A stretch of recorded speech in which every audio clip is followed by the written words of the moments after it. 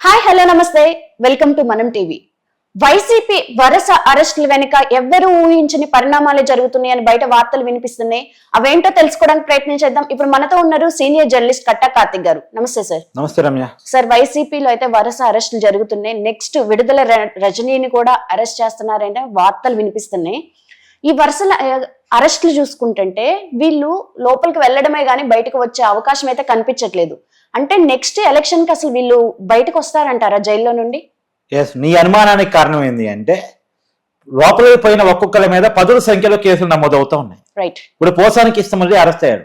అతని మీద 30 కేసులు, 15 ఎఫ్ఐఆర్లు, 15 పోలీస్ స్టేషన్లు.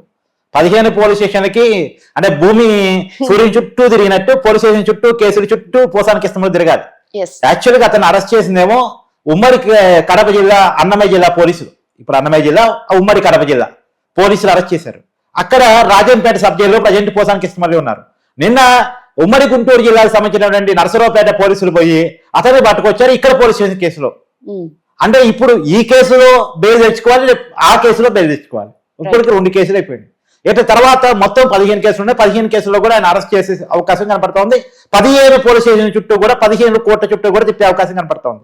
ఇది ఒక టార్చర్ జీవితం. మామూలుగా అయితే ఒక కేసులో జైలుకి పోయినోడు, ఇప్పుడు ఎగ్జాంపుల్ పోసానికి ఇష్టమల్లి పోయిన కేసుకి 60 రోజుల నుంచి 90 రోజుల లోపల బెయిల్ రావడానికి అవకాశం ఉంది. ఇప్పుడు ఆ కేసులో ఒకవేళ బెయిల్ వచ్చినా సరే ఇంకో కేసు అరెస్ట్ చేస్తారు. మళ్ళీ ఒక 90 రోజులు ఎలా ఉండాలి, మళ్ళీ ఒక 60 రోజులు ఎలా ఉండాలి. అలా అలా అలా ఎక్స్టెండ్ చేసుకుంటూ పోయి కొన్ని సంవత్సరాల పాటు ఒక ఎత్తున జైల్లో ఉంచాలి అన్నటువంటి ఒకటి కనపడతా ఉంది. ఇప్పుడు వల్లభనేని వంశీ మీద అయితే ఏకంగా సిట్ వేశారు. రండి రండి రండి, మీకు ఏదైనా అభ్యంతరం ఉంటే చెప్పండి, మీకు ఏదైనా కంప్లైంట్ ఉంటే ఇవ్వండి, మీకు భూమి ఏమైనా కబ్జా చేశాడా, మిమ్మల్ని ఏమైనా బెదిరించాడా, మీకు భయం లేదు, మేము సిట్ వేసాం రండి అని చెప్పేసి ఒక 3 ఆఫీసర్లు టేబుల్ వేసుకుని కూర్చొని వల్లభనేని వంశీ మీద వచ్చే కేసులు తీసుకోవడానికి కూర్చున్నారు. రెడీగా ఉన్నారు వాళ్ళు కేసులు బుక్ చేయడానికి. అంటే దీన్ని బట్టి అర్థమవుతుందండి, ఒక్కసారి అరెస్ట్ అయితే 5 సంవత్సరాల వరకు కూడా, కొంతమంది 5 సంవత్సరాల వరకు, అందరూ కాకపోవచ్చు, కొన్ని మెయిన్ క్యాండిడేట్స్ 5 సంవత్సరాల వరకు కూడా బయటకు వచ్చే అవకాశం కనపడట్లేదు. ఎలక్షన్స్ వరకు కూడా వచ్చే అవకాశం కనపడట్లేదు. సజ్జల రామకృష్ణారెడ్డి గారు అరెస్ట్ లేట్ అవుతుందని చాలా మంది భావిస్తున్నారు. నాకు తెలిసి లేటు కావటం కాదు దాని ఉద్దేశం. టెక్నికల్ గా ఎవిడెన్స్ సంపాదించుకున్న తర్వాత ఒక్కసారి సజ్జల రామకృష్ణారెడ్డి అరెస్ట్ అయ్యాడు అంటే వచ్చే ఎన్నికల వరకు ఆయన బయటకు రాడు. జగన్మోహన్ రెడ్డి అరెస్ట్ కూడా జరిగింది. ఎప్పుడు జరిగితే 1 సంవత్సరం తర్వాత జరగవచ్చు, ఇప్పటికిప్పుడు జరగకపోవచ్చు. కానీ జరిగిన తర్వాత నెక్స్ట్ ఎలక్షన్స్ వచ్చే నాటి జగన్మోహన్ రెడ్డి ఎక్కడ ఉన్నారు అంటే జైల్లో వెతుక్కోవాలి.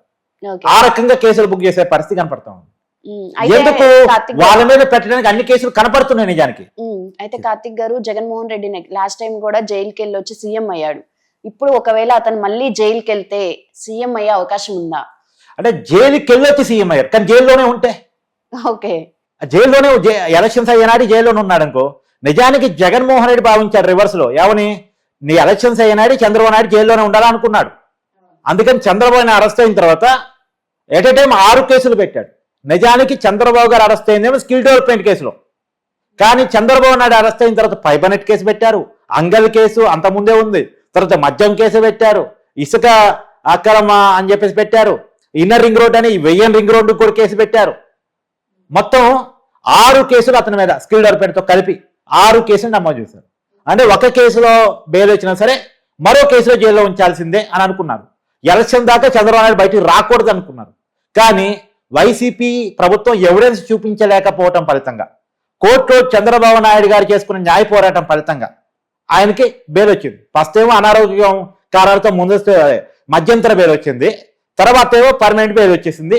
కేవలం వైసీపీ ప్రభుత్వం ఎవిడెన్స్ చూపించలేకపోవడం వల్ల. పైగా అక్షంతలు కూడా పెట్టింది, మీరు కేసులు పెడుతున్నారు కానీ ఎవిడెన్స్ ఏదని చెప్పేసి. కానీ ఇప్పుడు ఈ ప్రభుత్వం అక్షంతలు పట్టకుండా ఎవిడెన్స్ సేకరిస్తుంది. ముందు టెక్నికల్ ఎవిడెన్స్ సేకరించిన తర్వాత ఆధారాలన్నీ కరెక్ట్ గా ఉన్నాయి అనుకున్న తర్వాత అరెస్టులు చేస్తుంది. మామూలుగా ఏమనుకుంటున్నారు, గతంలో 5 సంవత్సరాల పరిపాలన చూసిన తర్వాత ముందు అరెస్ట్ అని జనం కోరుకుంటున్నారు. కానీ ముందు అరెస్ట్ కాదు, ముందు ఎవిడెన్స్. ఫస్ట్ కేసు, తర్వాత ఎవిడెన్స్ తర్వాత అరెస్ట్ చేసే నాటికి మన దగ్గర ఎవిడెన్స్ ఉండాలి. ఎందుకు అరెస్ట్ చేసామని కోర్టు అడిగితే సమాధానం చెప్పగలిగే పరిస్థితిలో ఉండాలి.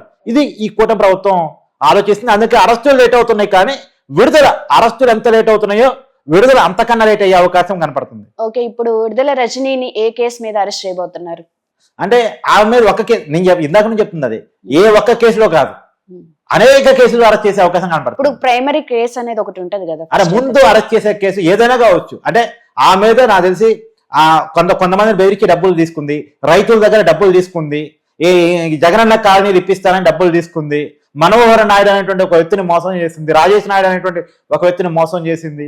ఇలాంటి అనేక కేసులు ఆమె మీద నమోదండి. ఏ ఒక్క కేసులో వీటిలో అరెస్ట్ చేసినా సరే తర్వాత కేసులు కూడా ఆమె మీద మోపేసి ఒక కేసు ఒక కేసులో అప్పగించే అవకాశం కనపడతా ఉంది. అయితే రైతులతో రాజీ పడే ప్రయత్నం చేసింది, కానీ ఇప్పటికీ కొంతమంది రైతులు కేసులు ఉపసంహరించుకోలేదు. రైతులకు తిరిగి డబ్బులు చెల్లించింది. రైతుల దగ్గర ఏ డబ్బులు అయితే తీసుకుందో ఆ డబ్బులు రైతులకు తిరిగి చెల్లించింది. తనకు ఐడియా ఉంది కేసులు నా మీద పడబోతున్నాయి, జైలు ఎక్కువ కాలం గడపాల్సి వచ్చిందని కొంత జ్ఞానోదయం అయింది. చదువుకున్న వ్యక్తో తెలివి గల వ్యక్తో కానీ మొత్తానికి జ్ఞానోదయం అయింది.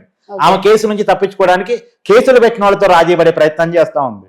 ఓకే, ఇప్పుడు వైసీపీలో కీ రోల్స్ కొడాలి నాని గానీ ఆర్కే రోజా గానీ, కానీ వీళ్ళు ఇంకా ఎందుకు అరెస్ట్ అవ్వలేదు? ఎస్, చాలా మంది అడుగుతున్న ప్రశ్న అదే. నేను ఇంతకుముందే సమాధానం కూడా చెప్పా. అరెస్ట్ విషయంలో వీళ్ళు తొందరపడట్లే. ఫస్ట్ కేసులు రాని, తర్వాత ఎఫ్ఐఆర్ కానీ, తర్వాత ఎవిడెన్స్ కలెక్ట్ చేసుకొని అప్పుడు అరెస్ట్ చేద్దాం. అరెస్ట్ చేసిన తర్వాత ఎలా ఉండాలి అంటే, వన్స్ మనం జైల్లో పెట్టాము అంటే జైలు నుంచి బయటకు రావడానికి సంవత్సరాలు పట్టాలి. ఇది ప్లాన్. అంతే. అంటే జైలు పోయామా 2 నెలల్లో వచ్చామా అంటే భయం రాదు. ప్రతి ఒక్కరికి కనిపించింది ఏముంది, కేసులు పెడతారు, 2 నెలల తర్వాత బెయిల్ వస్తుంది, వచ్చేస్తాంలే అనేది చాలా నాయకుల్లో ఉన్నటువంటి ఆలోచన. ఈ ఆలోచన చంపేయాలి. ఫస్ట్ ఈ ఆలోచన లేకుండా చేయాలి. కూటమి ప్రభుత్వం అనుకుంటుందంటే ఏదో కేసు పెడతాలే, 2 నెలలు అత్తగారి ఇంటికి పోయినట్టు స్టేషన్ పోయేద్దాంలే, 2 నెలలు ఏదో అడ్జస్ట్ అవుతాంలే అనేది ముందు మెంటల్ గా ప్రిపేర్ అయిపోతున్నారు. చూసావా, ఈ ప్రిపేర్ అయిపోయే వాళ్ళకి కూడా భయం కలిగించాలి. 2 నెలలు టేక్ ఈజీ అనుకుంటున్నారు, 2-3 నెలలు టేక్ ఈజీ అనుకుంటున్నారు. ఏదో సమ్మర్ లో టూర్కి పోయేస్తారు కదా, అలా జైలుకి పోయేద్దాంలే, కొన్నాళ్ళు ఇబ్బంది అంటే ఇంటికాడ ఉన్న సౌకర్యాలు జైల్లో ఉండవు కానీ కొద్దిగా ఇబ్బంది పడేద్దాంలే, 2-3 నెలలు ఇబ్బంది పడితే సంపాదించి కొన్ని సొమ్ము అయితే మిగులుగా కేసులు చేయలేదు ఎప్పుడుకోలే అని చెప్పేసి ఫీల్ అవుతున్నారు కదా. ఇలాంటి వాళ్ళకు భయం కలిగించాలి, చట్టం అంటే ప్రేమ కల్పించాలి, భయం కల్పించాలనే ఉద్దేశంతో ఈ పని చేస్తున్నారని నేనైతే అనుకుంటున్నా. ఇప్పుడు ఏమైనా కూటమి టార్గెట్ చేసి ఇట్లా అరెస్ట్ చేపిస్తుంది అంటారా? అంటే కూటమి టార్గెట్ చేసి అరెస్ట్ చేసే కాడికైతే ఈ పార్టీకి అందరూ జైల్లో ఉండేవాళ్ళు.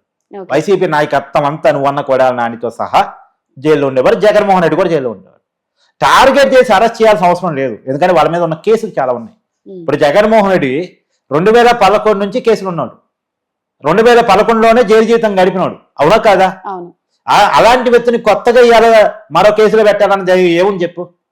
కేసులు పెట్టాల్సినటువంటి అవసరం. ఇప్పుడు ఎగ్జాంపుల్ వల్లభనేని వంశీని కూటమి ప్రభుత్వం అరెస్ట్ చేసిందని అందరూ అనుకుంటున్నారు, కానీ వల్లభనేని వంశీని కూటమి ప్రభుత్వం అరెస్ట్ చేయలేదు. ఆయన ఎదురొచ్చి అరెస్ట్ అయ్యాడు.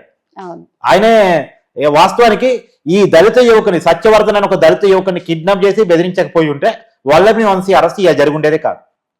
ఇంకా నన్ను అరెస్ట్ చేయలేదేంది, నన్ను లోపల పెట్టలేదేంది, ఇంకా బయట ఎంతకాలం నన్ను ఉంచుతారని ఎదురెళ్ళి అరెస్ట్ అయినట్టు ఉంది. ఆయన కనుక దళిత యువకుని కిడ్నాప్ చేయడం బెదిరించడం లేకపోతే అరెస్ట్ అయ్యేవాడు కాదు. కోరుకుని అరెస్ట్ అయ్యాడు. అంటే వాస్తవంగా అరెస్ట్ కాదంటే అవుతాడు, కొంచెం టైం పట్టేది, కానీ తొందరగానే ముందు అరెస్ట్ అయ్యాడు.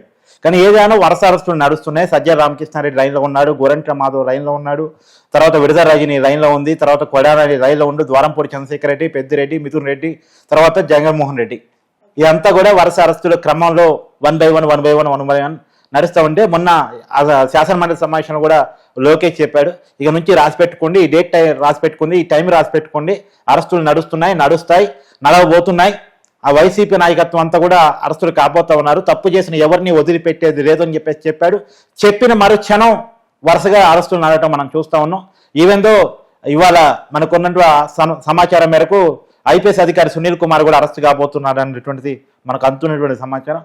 చూడాలి ఇంకా ఈ అరెస్టులు ఎవరు ఉంటాయి, ఎక్కడ దాకా ఉంటాయి అని చూడాల్సిన పరిస్థితి కనపడతా ఉంది. Okay, thank you Karthik. Thank you.